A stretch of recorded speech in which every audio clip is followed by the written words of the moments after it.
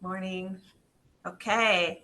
Welcome everyone. Thank you for joining us for another installment of Economic Alliance Snohomish County's Coffee Chat.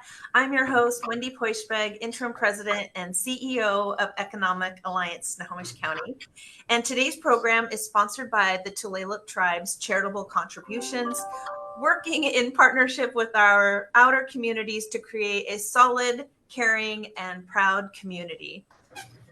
The government is the largest buyer of goods and services, purchasing everything from software and construction to financial and asset management. This immense procurement power can be a key driver for promoting equity and creating wealth in underserved communities. Despite this, in 2021, less than 10% of the federal government contracts were awarded to minority-owned businesses, according to the Small Business Administration. In response, in December 2021, the Biden administration set a new target to allocate 15% of federal contract dollars to small disadvantaged businesses, or SDBs, by fiscal year 2025. The administration also pledged to release detailed data categorized by race and ethnicity of business owners to enhance transparency and accountability. In Washington state, just 3% of state funds are currently being spent with small and diverse firms. Believe it or not, that is an improvement since the passage of I-200 in 1998, which prohibited racial and gender preferences in public contracting, public employment, and public education. Prior to I-200, government spending with small firms in Washington state was around 10%. When I-200 passed, that dropped to less than 1% of state contracts. This morning, we are joined by experts for a conversation around the significance of supplier diversity programs and government contracting in bolstering economic development. To discuss this, please help me in welcoming Kara Buckingham, advisor with the Apex Accelerator. Apex Accelerators advise businesses on how to win government contracts and subcontracts. Their one-to-one technical assistance includes bid reviews, marketing assistance, contract performance, small business certifications, and more. And we're lucky enough to have Apex advisors right here in the EASC office for anyone who's interested in learning more about their services. Shana Bearhan, Business Diversity Outreach Manager at Washington State Department of Enterprise Services. DES provides centralized business services to state government agencies, to other public entities such as cities and counties, to tribal governments, and to Washington residents. And then Kia Davis, principal of Artemis Connection. Artemis is a boutique strategy consulting firm passionate about helping innovative leaders reach their goals. They work with business builders, government leaders, and nonprofit executives who want to take on the challenge of growing in today's environment and do so in a sustainable and human-centered way. Thank you all for being here today. Before we begin, we'd like to remind you all that attending this installment of Coffee Chats via Zoom to please submit your questions you wish for the panel to discuss in the chat. We will relay relevant questions to the panel, time permitting. So let's get started. Kara, could you please begin? We want to ask you to share some success stories where supplier diversity programs have significantly benefited small businesses in Washington. Sure. I'm going to talk about one large one, and then I'll just touch on a few examples of some clients that we work with that have benefited. So the one I can think of most recently is the Washington State Department of Transportation several years ago created some contracting goals for veteran and small businesses on state-funded DOT projects. Their hope was to also help women and minority firms win contracts through this effort.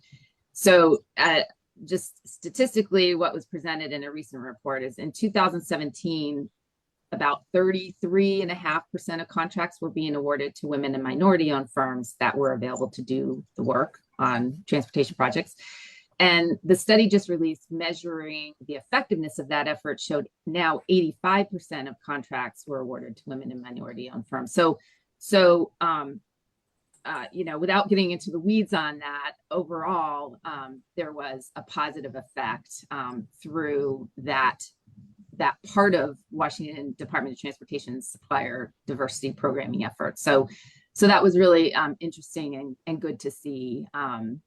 What I can say in terms of some of the clients that we've worked with, we've seen clients who have gotten certified to work through certain contracting programs like the Disadvantaged Business Enterprise Program. I know one in particular does work on construction projects, and she got her DBE certification last year and has been awarded several contracts since and is performing on those. So it's exciting to see those kinds of stories when you can see a direct result of participating in a program that is meant to help a small business and minority women, veteran-owned firms succeed in government contracting. Very good. Shana, let's move to you. What are the key elements of a successful supplier diversity program from your experience at the Washington State Department of Enterprise Services? Thank you. I wanted to clarify that the DBE program is federal. So WashDOT has two separate programs. They have federally funded where they have mandatory minority and women goals, right? And then they have the state funded goals where they have the mandatory small and veteran goals.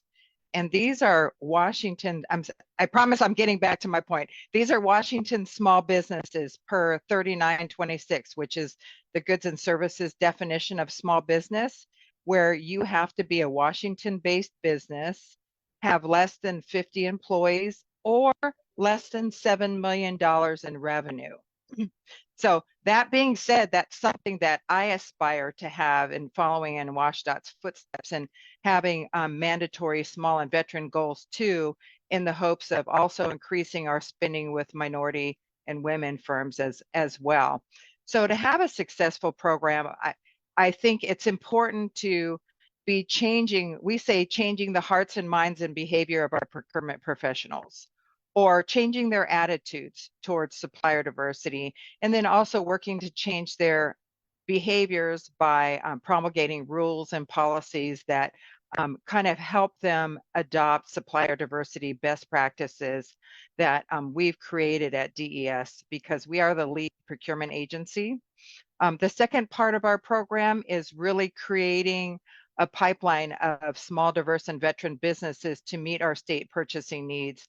And this is really important because, as we know, historically, minority businesses, specifically Black and Indigenous businesses, have been prevented from having businesses at all. And there are still barriers to them starting businesses and having successful businesses. So it's really important that we identify folks and businesses that we buy, and then give them technical assistance so that they can become state contractors, so that they can bid on contractors and be successful contractors. And we partner with folks like Apex to get all of that done. Thank you. No, that's really helpful. And especially, there's been some confusion. I know that we've had here with clients that, the feds say that a small business is 500 and less. And so it's really helpful to hear that you're more focused on 50 and the $7 million, because that just opens it up to a lot more folks, that really need this, resource. So thanks for clarifying. Yeah. Kia, what are some of the biggest challenges you have faced as a small, diverse business when entering government contracting? And then can you share how you overcame them? Absolutely. To be honest, I feel like I'm still in the process of overcoming. So some of them are very fresh, but it's a perfect question, especially for right now. I'll also say it's a great full circle moment, because one of the biggest things that we've struggled with, we're a consulting firm, and so we'll respond to RFPs, or we may meet someone and build a relationship and then understand that there's an RFP and respond that way. It could be via an institution or via a government agency. And pricing is always one that just feels really black box. And the reason I say it's a full circle moment is I actually met Shayna at an event a few months ago, and she was able to talk me through some of the pricing and even point me to a resource that has listed pricing of contracts. And that's been enormously helpful for us, even if the contracts that were listed were not specific ones we had bid for. It really kind of helped us sort of trace what those connections look like and how those pieces were there. So I would say pricing is one, and that's probably one of the most obvious ones. But there are quite a few others that come up that I would say is quite different than getting contracts or proposals in the private sector. So one is just, honestly, it seems so small, but the level of detail in that RFP, it is really tough to know when you are responding to an RFP, does that need to be 5 type pages or does it need to be 100 pages? And to be honest, we have responded to RFPs and we always follow up after the fact and understand a bit more like, what was different or what was off. And it's been the case that we came in at a page count of about a third of where the successful candidate was. Again, it's not always something that's really obvious because of the RFP itself is typically it's not very long. And a lot of times they won't give the specifics of a page count. So really understanding what that specificity is. And as you're doing that proposal, I guess the subsequent contract writing and negotiation and sort of signing on the dotted line, really understanding what those clauses refer to. So one example, that we've had is we sent in some documents, everything seemed okay, and then it actually got flagged by our contract liaison at the agency for the ADA, Americans with Disabilities Act compliance. Well, gosh, we thought we had looked at it. But there was a clause that we just hadn't interpreted correctly. And I think we didn't even think to triple check, are we interpreting this clause the right way? We're just sending documents. We don't have facilities, we're not building websites. And so really understanding those pieces. And then in terms of how to overcome them, talk to if you already have a relationship with someone at an agency where you're pitching, talk to them, take folks for coffee, ask those questions, use an entity like Apex, go to the events like the one that Shayna just posted, but really get your head around it and don't assume it's the same as some of the RFPs that you might see for the private sector. It's a completely different animal. And then the last piece I'll say is it's important for your own business sustainability to understand, or organization sustainability, what's a bid and what's a no bid. Not everything is going to be worth it. RFPs are a lot of work. It's a lot of work. It's a lot of time. It's a lot of documents. It's a long process. And you're really going to want to have a clear view of what you go for and what you think, we're just not, that's not for us. So what we've used before is we have a little matrix that kind of says, does it match what we're great at? Do we have a case study there? Is it in the price range that we typically like to bid within? Can we get the folks if we don't already have them on the team? And we kind of, before we start writing anything, we'll kind of run it through this little table and kind of take that as a yes, no. Because we definitely before spend a lot of time, on something, and then we go, oh gosh, was that worth it? We need a lot more than what this offers, and that was a lot of time for us. So that's the other piece, and that's a business decision, but getting really clear on what your bid no bid matrix looks like. Yeah, I think that's really good advice because not every single RFP that comes across your desk is going to be a fit. Yeah, no, I'm glad you brought that up. I have a question for the general panel, and that is, how can local governments and large corporations collaborate to create more opportunities for minority-owned businesses? Kia, do you want to stay on? Great. And that was local businesses and local governments and large corporations. Yep. Yeah. Yeah. That is something that at Artemis we look at from the other side. There are a few times that we're bringing collaborators in to encourage their participation. So one thing that we often hear said and that we believe is that, rightly or wrongly, the biggest entity or company in the room often really sets the tone.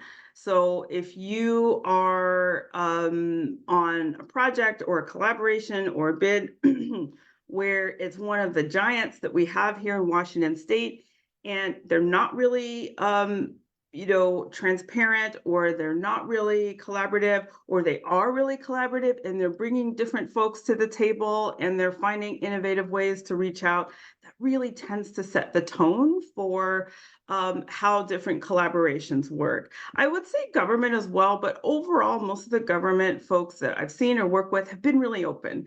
But the bigger private sector folks will have, they have their own ways of doing things, and just again understanding that. So I've worked with a team, and we're getting there's an organization together that to be registered that's kind of existed informally.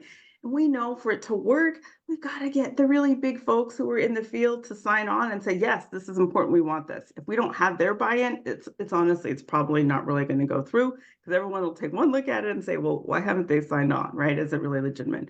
So that's one thing, is really understanding whose buy-in you need to get, and then kind of just, courting them like you would for anything else. Take them for coffees, understand what really moves the needle, understand who they want to work with or what that needs to include.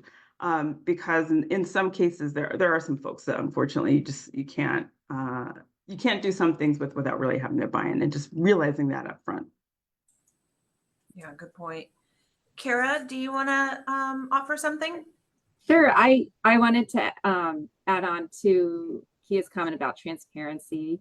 I think that Washington State is becoming better and better at being transparent with information. And an example is sharing award data, and just continuing to make that data available in ways that are easy to find and understand, because there's just a wealth of information available to businesses in understanding who's getting contracts, how they're getting it, what they're charging, what's being paid for them.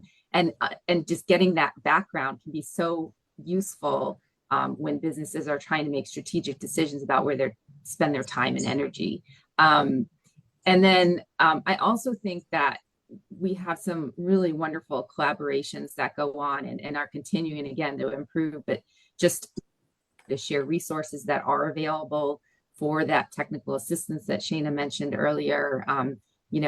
We all have strengths, and if we can all capitalize on those by being in the same room with them to offer to businesses, I think that's really important. Shana mentioned the contracting conference that's coming up that DES is putting on. There are other large events like the North Puget Sound Contracting Conference that'll be coming up. So making the time and the people available in one space for businesses to gather and meet are very important as well. Thank you. Sheena? Yeah, one of the things when I think about large businesses is I think, well, both them and local government need to have a sincere effort to have a supplier diversity program. Don't just hire one token person to go around to all the conferences and meet everybody, fill them with empty promises, okay? You need to be committed to changing your systems. So this is what I say for large businesses. Large businesses need to have a good supplier diversity program themselves. Who is in their supply chain? Are they intentionally looking for minority businesses? For example, are they buying their office supplies off of Amazon, or are they looking for minority businesses, or for water, for any other things in their supply chain? Are they hiring minority folks to manage this effort? Because that also shows a level of sincerity to hire people who know the communities that they're going to be working on. And are they at a sufficient respectable level or are they that supplier diversity person shoved all the way down and into the weeds where they can't really even be effective? So that I believe goes for the government and the local. Um, and for the governments also, well, for both of them, I guess you would say, they need to adopt good supplier diversity best practices. So again, it's like one of those things, you got to put your money where your mouth is. Yeah, I guess that's how it goes. Thanks. No, I would agree. I want to pose a question that we got in the chat from Edward Byers from Audit Management Consulting. And his comment is, in lieu of public sector entities being required to do businesses with WBE, DBE, MBE, SBE firms, that's a lot of MBEs, what will compel them to do so? Yesterday, for the second time, we saw a public sector entity take out our IP that we gave them from a previous engagement, build an RFP around it. Okay, I've heard of this too. And then award it to a larger 7-figure work to another larger firm, despite our being more familiar with the organization in the relevant area. Let's see. We can only post that they did so because they didn't trust our little consulting could deliver on a 7-figure project. Do you want to comment on anything like that, Sheena? Thanks. I totally want it. I totally want it. If this was a state agency, you can come to me or you can come to OMWBE the minute you see something like that. And we will give them a call and be like, what's going on? I too have seen that happen as well. And it is very frustrating. And sometimes, we can ask them to change it or say, what is your intention here or whatever. A lot of times, you do see people cutting and pasting, but I know for state entities, commissions, community colleges, we touch all of those in the goods and services area. But I also want to say in certain spaces, we have statewide contracts already in place, in which case they wouldn't have to go out for an RFP. A state agency, they can go directly to our state agencies. So it doesn't look like it's a state agency. I would also, I don't know, maybe I shouldn't stick my neck out this far, but I would also say there are advocates in the state that you can call, and we can give them a call and say, hey, we all saw this, what's going on, what, and it's just a matter of visibility. And again, that's one of the reasons why we're working really hard for transparency, because we want everyone to know what we're doing. And if we're doing something wrong, it should be visible. Thank you. I'm just curious, have you, after you got involved, seen a reversal? But I've seen both, to be honest. I've seen cut and paste where they literally use the other large businesses' specs for their equipment. And I was like, hey, man, what's going on? And I've seen that like 5 times in this one specific situation. And I'll call the agency up and say, this really looks like you're, blah, blah, blah. And they're like, oh, no, that wasn't our intention. We just cut and paste from the last RFP. And so they changed the specs. And then they would reopen and extend it for 2 more weeks. So I've seen that happen, but I've also seen people, it's almost 60% of the time they'll change, 40% of the time they'll be like, oh, we're sorry, we're just too close to closing the RFP, blah, blah, blah, blah, blah. And in those cases, honestly, I send those agencies to my policy folks and say, just want you to keep an eye on these guys for when the risk assessments come around, because this is kind of the attitude I'm getting. So there eventually will be consequences. I appreciate that. I didn't realize there was that kind of follow through on the back end. Kara? I was just going to say, and it would be unfortunate, but there is a protest procedure. So with most public contracting opportunities, so that might be an option to pursue it. It's unfortunate to feel the need to, but it is an option. I want to add to, there are times where partners like Apex have also helped us get involved. They are really great about attending pre-bids, and when they see things, they will write up a complaint and send it in as well. So anybody can send in a complaint. We just have a little more pull as far as Yeah. goods and services goes. Yeah, I'm speaking out loud, but I can see that this community that is largely, marginalized already, and then to do a protest could kind of probably be a little scary and nerve wracking. So it's good to see that that you guys are advocates on their behalf, so they don't continue to lose out in the future. Kara, can I stay with you? What resources and support does the Washington Apex Accelerator provide to help small businesses navigate the procurement process?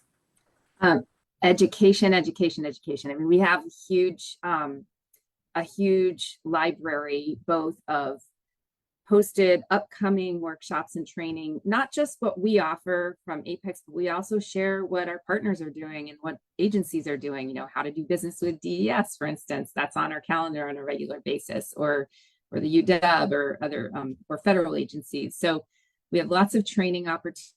And then we also have an on-demand calendar now that I encourage. If you go to our website, I posted that earlier in the chat, that people can access of past training. And it can be on any topic related to government contracting. It could be on public works. It could be on writing an effective capability statement. So that's one area that we offer our assistance. And then we do one-to-one advising with businesses, and that can be very effective because then we can address their needs specifically. We provide a lot of market research. In fact, I'll post it, but we have a series that we just started on how to do market research for state and local contracting. And we're just rolling that out as a pilot, and we're offering those in Mount Vernon and Bellingham, and then we're going to extend that after we get through the first round. We also do bid solicitation reviews, either before a company decides to pursue a bid. We will walk through it with them and answer as much as we can about it, with their questions as they're trying to decide whether it's a good one for them to pursue. And then as they have a proposal ready to submit, we will sit down with them and make sure that they're meeting all the criteria to be responsible and responsive, and just get a second set of eyes on their bid.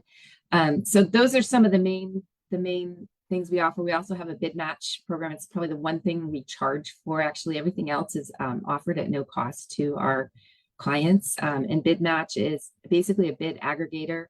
It pulls in opportunities from, I don't know, like 1,400 sites based on a profile that our business client creates. And then they get notifications in their inbox. And it's, it can be from all sorts of locations. WEBS is the state's vendor registration system, and it also functions that way specific to state contract opportunities. This is a little bit more broad depending on the business's needs. They might want to see what's available federally too, without having to go to multiple sites. So those are the main areas that we help with. Thank you, Kara.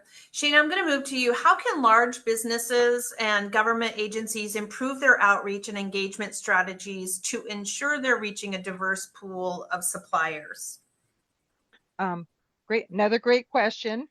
There are, well, at the state, we are working to incorporate supplier diversity best practices in our procurement.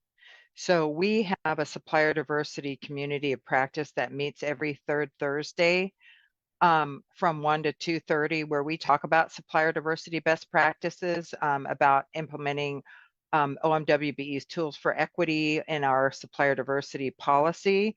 And any procurement professional is welcome to join that. We have a pool of over 200 folks in our Teams channel. We share resources and all of that stuff.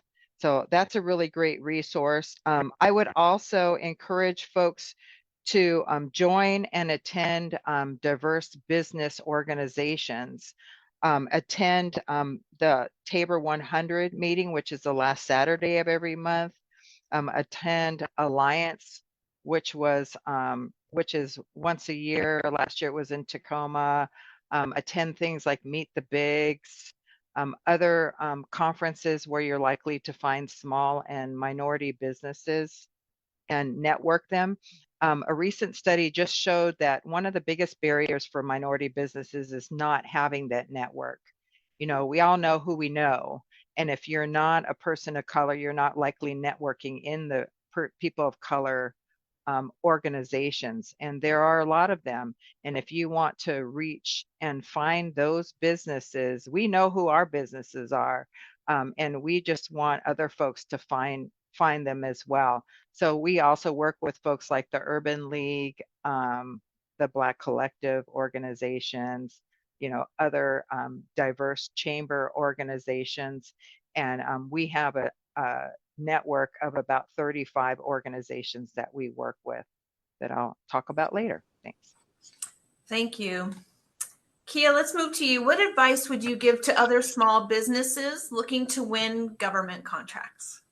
Well, certainly attending an event like this, it's interesting because even having gone through it and doing I'm still furiously scribbling because I'm hearing such great stuff.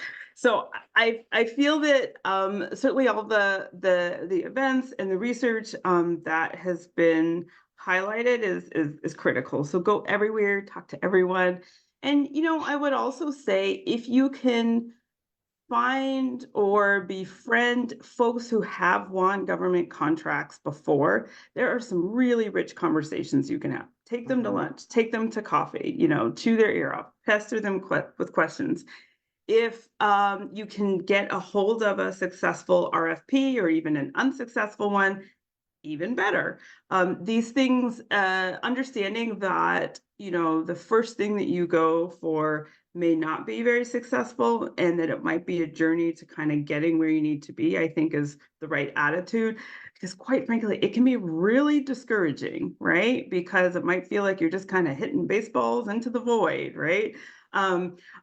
Another piece that is probably pretty obvious to most of the folks here is that every open RFP I can think of has a Q&A, or most will have a Q&A session prior to the close of it. So that's usually one where either you can schedule time or more often they'll have like a little Zoom session a bit like this, and it's completely open and there's no reason to miss those. No reason to miss those. Because as well written as an RFP can be, that's where things like the interpretation and preferences and things that are not included in the RFP are much more likely to be there. Also, you can benefit from more experienced organizations who ask questions, and what I like to do is just listen to what they're asking. You learn a lot because you don't even know what you don't know, so that's helpful. And then after the fact, if you have not been successful, there's always some mechanism to get feedback. So you might be able to email somebody, and sometimes they'll even take a meeting with you and walk you through. At a minimum, they'll tell you why the successful ones were successful, but sometimes you can get some really rich information of like, you didn't include a lot of case studies that weren't clear in this section. Section 9, we were expecting a lot of information and you only had a little bit. So those are can't miss. And again, keeping that attitude of like, okay, this is something I'm going to learn how to do, rather than, all right, there's another one lost. That's, you know, if you could shift to, you know, building it as a skill, I think that helps keep the spirits up and helps you learn what types of things you need to learn as you go forward. No, that is really good advice. Yeah, keeping your spirits up. It's a long slog sometimes, isn't it? But when you get them, it's so great. Yeah, I know. Another general question for the panel: what role do certifications, example, the MBE, the women-owned business, play in supplier diversity, and how can small businesses effectively leverage these certifications? Kia, do you want to just stay on it? Absolutely. For us, you know, it's hard to know what specifically would have been different without it, but what I'll tell you is that you know that it tends to pop you closer to the top of the pile, and get you seen for things where maybe just simply because of your size, you wouldn't have gotten seen as quickly, right? So we only bid for on things that we are 100% confident that we can do, that we have some experience in. But there's always going to be a bigger organization. There's always going to be an older organization that is in the mix. So having that certification, I think, is really helpful. The other thing that it seems to trigger is the ability to come to things like this, right? So you start being able to get onto, and I mean, all this stuff is open to everyone, but you see things that are targeted at you, specifically newsletters or information or, Teams channels or whatnot. So it does kind of clue you into areas where you could really hang out and again build those skills and learn more in a way that if you were just general and you didn't have those certifications, it would probably be a bit less obvious where to really pay attention. Mhm. I agree with what you said, Kia, and I definitely feel like it helps get people to the table, a little easier, and access to people making buying decisions. One of the things that we talk about with our clients is, there's a whole world of certifications out there, and we often get people that have no experience in government contracting, and they announce on their first meeting that I'm going to get, these 3 certifications. And we talk a lot about why, because there's a strategic reason, to get a certification and not to get, all of them necessarily. Maybe it's a good idea to get all of them, but we really do talk about what types of certifications are available, the programs, how they're used or valued by the agencies, or the prime contractors that they're interested in working with, to determine what the true benefit of that certification would be for them, for their business. Because it does, as you are familiar with, it takes time and resources to get certified. And you're laying a lot of information out there about the company and about the owner. And so anyway, that is something that we talk about a lot. And we also talk about how it's not necessarily an automatic ticket to contracts. Many people have an unrealistic expectation once they get certified that they're just going to be rolling in the contracts. So we talk about how it can be a very effective tool. And then we also talk about learning about how to leverage the certification. That question that was also posed in terms of understanding what is involved in that program. How can it really benefit the business, and to be educated about the program so that they know how an agency is doing business and how they're utilizing that program. Sheena, do you want to touch on Yeah. anything? Great. Yes, totally. I think it is really important to understand the definition of the certification that you're getting and why it's important. In the state, we are still race and gender neutral. So if you're a certified minority or woman business, you're not getting extra points. You're not getting any preferences. There's no mandatory goals.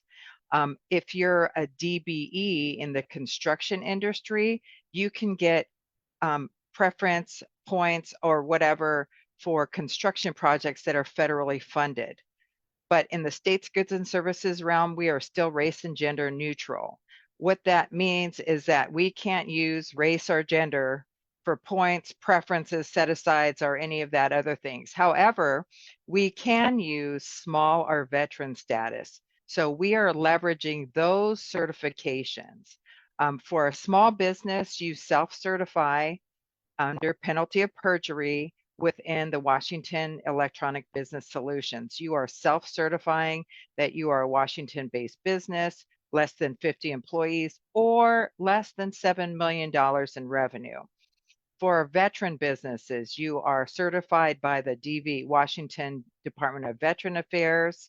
Shamika Moultrie, if you don't know her, she will get you certified quickly as a veteran businesses. And the benefits of those certifications are You can get extra points up to 20% on a solicitation at the state.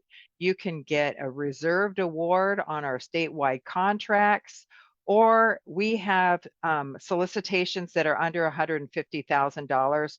We have those sort of reserved for small or veteran firms in the state. So those are your benefits for the smaller veteran status. So is it fair to say that you should just lead with your experience, lead with your capability, and then the other certifications kind of just add a cherry on top? For sure. But again, many minority firms are also small businesses. So you can lead with I'm a small business or I'm a veteran business Okay. as well. Those are both free, free and easy to get. Okay, thank you. Shana, can we stay with you? Can you discuss some of the specific initiatives or programs the Washington State Department of Enterprise Services has implemented to support supplier diversity? Yes, I wanted to, so I did want to go back and mention that there is a LinkedIn supplier diversity group. So you talked about what business or government best practices. That's a really good group for folks to join. So as far as initiatives go, again, working on changing procurement behavior, we're working on implementing what we call our supplier diversity policy that all agencies need to implement. But more than that, again, working on building that pipeline and getting our fingers down to the community level where we can find those businesses that we're going to be buying goods and services from. And with that, Kim Sauer, who's in charge of that effort, created the State Contracting Assistance Network. And this is where we're partnering with 33 different organizations. They're helping us find businesses who sell what we're buying, helping them get to our state contracting open house. So I posted that into the chat twice. It's a state contracting opportunities and open house. It's a really awesome event every third Thursday from 3 to 4. You can go, it's free. You can go as many times. And we go over how we contract at the state. We go over how to see if the state is buying what you're selling. Again, just to give you that go or no go sense of whether the state might be a good market for you all. But that SCAN network, we have a page. I'll put the page in the chat for DES so you can see who some of our partners are. And these are folks that you can go to and talk to them a little bit about state contracting, again, to get a sense of whether the state is a good market for you. So if you're like a bakery or a bar or something like that, nail salon, we're probably not a good market for you. But it's good to just kind of touch bases and get that notion. Thank you. Yeah, thank you. I appreciate that. Kara, what trends are you seeing in government contracting that small businesses should be aware of to stay competitive? Well, the first thing that comes to mind is it's on the federal level, but cybersecurity requirements. They're going to be really important for companies that want to do business with the Department of Defense and eventually other federal agencies, because we're anticipating that, like, the DoD is kind of the guinea pig with this program, and once it rolls out, we anticipate other agencies adopting that. How that flows down to state and local governments remains to be seen, but it's a big issue. There's a lot of emphasis on innovation and innovative practices that we've been hearing about, and then sustainability and green procurement, which shouldn't come as a surprise in living in the state that we're in Washington State. That's definitely a trend to be aware of. And then just generally, I don't know if it's a trend, but there are always going to be changes to laws and rules that are affecting, your industry, and then how an agency implements those. It's important. So I guess it's not a trend, but just be aware of those changes. Like, for instance, in Washington State, there are going to be new laws in place for public works contracting starting July 1st. And there's been a lot of information out there about that. And that could be of great benefit to smaller contractors. Anyway, I'll end there. Perfect. Okay, Kia, how has participated in a supplier diversity program impacted your business growth and opportunities?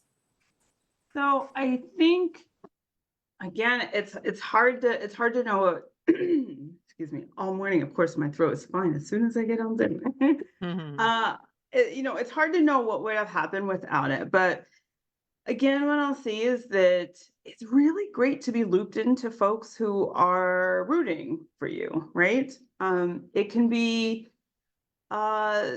difficult. Well, I don't know about difficult, but when you're a smaller firm, a lot of things are just not always as obvious on like what you need to do and what the steps are and all the things I mentioned with regard to procurement. And you see once you start following your competitors and you start seeing these ones that are just seemingly like winning everything, right? Like they're like just the star, like they go for anything and they get it. And you're like, man, like what do they have going on? But the benefit of the small business, of being a small business, is that you do have access to folks and you do have like all of these great centers and events and things like this where you can come and ask those questions, where folks are not necessarily willing to go to bat for you as much when you are the giant, massive, multi-state company.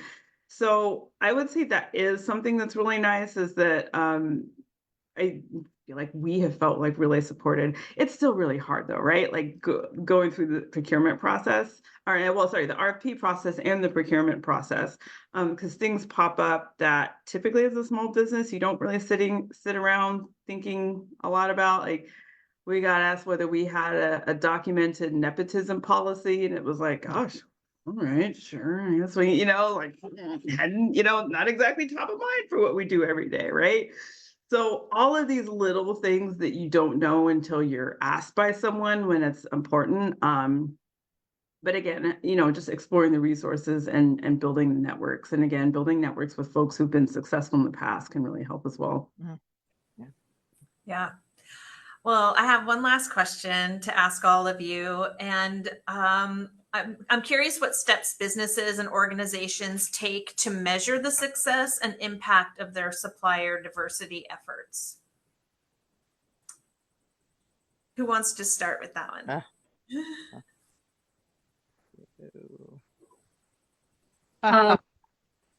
Do you want to go, Sheena?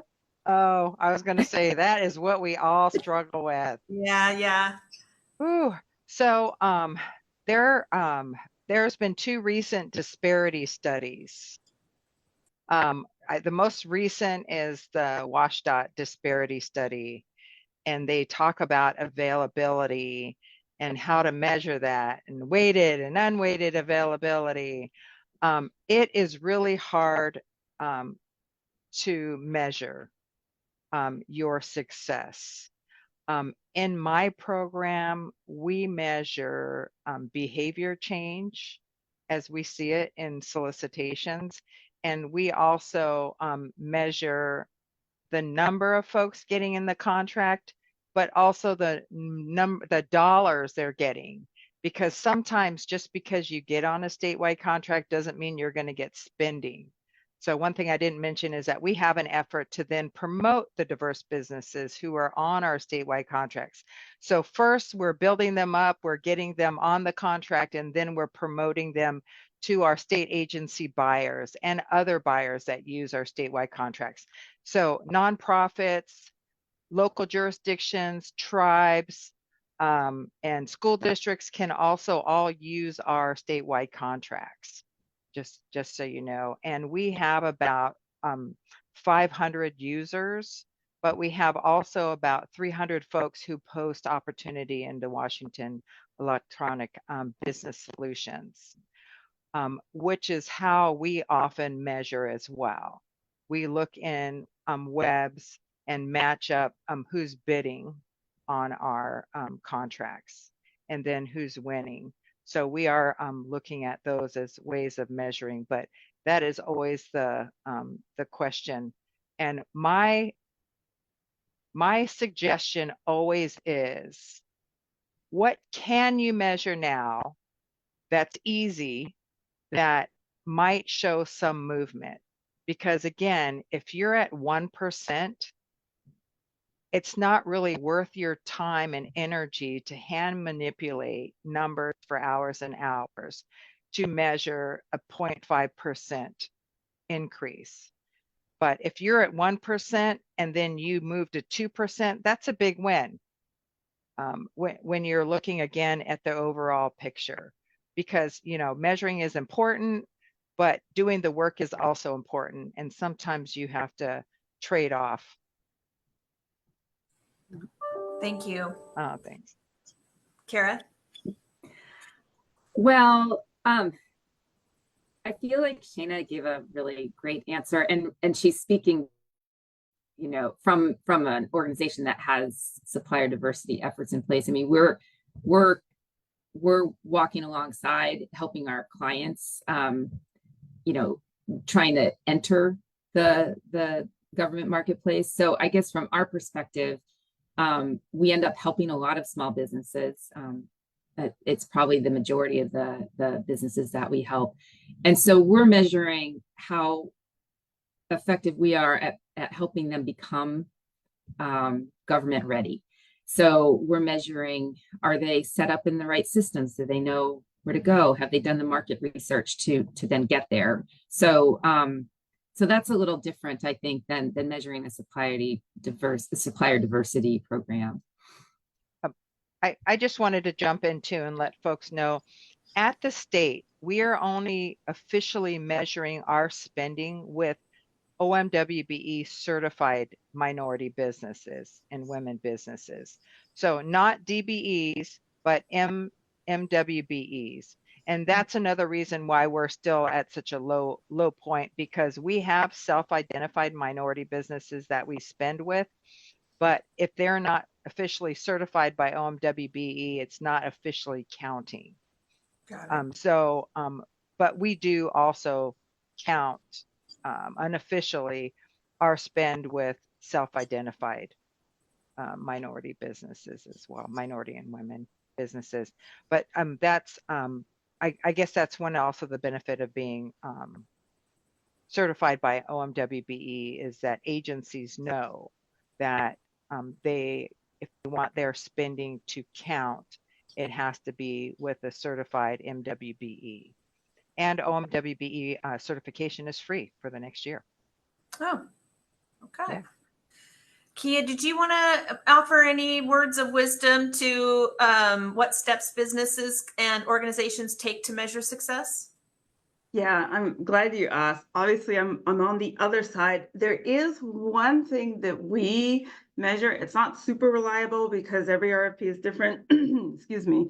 But as I mentioned, that debrief facility, and someone in the chat noted that it is definitely more on the rare side where you can get that meeting and they really run through things in detail. Always see how far you can get, but yeah, I would say that is not the norm. But see if you can get it, because some will do it. But a lot of times they will give the ranking, and again, every RFP is different. But over time, if you are applying to different, to RFPs that are kind of roughly in the same field, what you might see is, as you get better at it and as you learn more and you're tweaking things more and you're getting more advice, you might see your ranking improve. So, there have been times where we've been like 13 out of 13 and it does not feel good, but it does give a baseline to kind of check back, over the coming months. Like, okay, are we still 13 out of, hey, are we 10 out of 13? Are we now like, 5 out of 10? Are we seeing that progress? And again, with RPs, it's binary. You get it or you don't get it. But that ranking system is one way to kind of get a little bit of a hint on how you're stacking up against those other folks that are sending in. Yeah, thank you. No, that's really, it's good. It's good that you can continue to see your progress. Well, thank you, everyone. I heard a couple key messages today, especially about setting the tone, being really transparent, sharing award data, and how that's really, really effective in order for people to continue to improve. And then making that sincere effort at supplier diversity, that means everything. And people can see through a half-baked effort. You know, we all see it, right? So I'm glad to see that this crew is definitely trying to improve that. So thank you very much. I really appreciate that you joined us today. And I'd also like to thank our sponsor, the Tulalip Tribes. For those who registered for today's installment of Coffee Chats via Eventbrite, check your inbox later today for a list of resources from the discussion, as well as a link to the recording should you wish to rewatch it or to share it. Before we go, I have a few announcements from Economic Alliance Snohomish County. If you enjoyed the conversation today and want to learn more about the opportunities to sell your products or services to prime contractors and to the government, join EASC on November 7th for the North Puget Sound Contracting Conference. You'll get to meet with prime contractors and government agencies looking to outreach to small and diverse businesses. You'll access panel discussions, workshops, and more. And discounts are available for federal agencies or veteran-owned and OMWBE certified businesses. Scan the QR code on the screen or visit economicalliancesc.org for more information. And on July 16th, the Port Report returns to the beautiful Hotel Indigo on the Everett waterfront. You can join EASC as the Port of Everett shares their annual update and exciting news on the upcoming advancements being brought forth by their dedication to supporting our regional economy. There will be networking, games, food and beverages, and a raffle prize including a pair of round-trip tickets anywhere Alaska Airlines travels. Again, scan the QR code or visit economicalliancesc.org to get more information. To conclude, get your coffee cups ready. We're ready to adjust our gallery view so we can see all of your faces. I only have a water this morning. I already chugged like 27 cups of coffee, so I had to settle myself down. Cheers to all of you. Appreciate your support and have a great morning. Until next time.